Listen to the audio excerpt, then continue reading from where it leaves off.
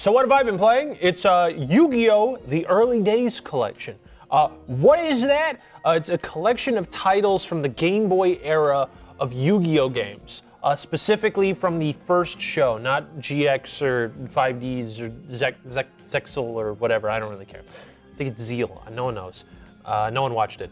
And basically, it is a collection of 14 of those titles, which people were a little confused because they just said early day collection, so they thought it would include games like Forbidden Memories on the PlayStation 1 or Duelist of the Roses on the PlayStation 2. There was a little bit of a lack of communication when they released it, but it's only the Game Boy games, which, you know, that begs the question, how good are the games? There's 14 of them.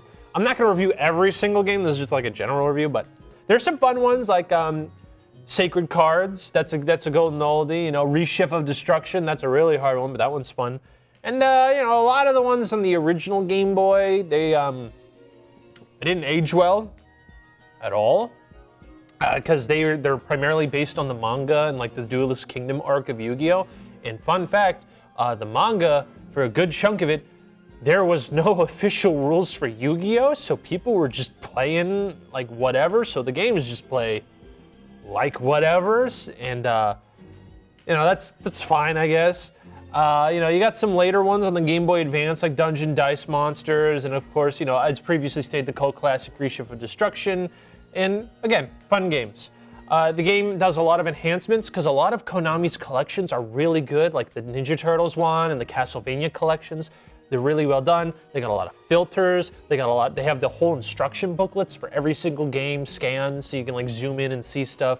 And they also have God mode in every game, so you don't have to like play to earn cards. You can just be like, ah yes, turn 1, Blue Eyes. I don't have to play the game to get the Blue Eyes card.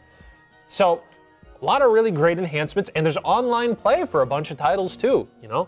So I think that's really cool. And $60 for 14 games that a lot of them are actually kind of long. You know, 6 hours for 6 hours each for 14. You do the math. I didn't graduate with a math degree. That's a good deal.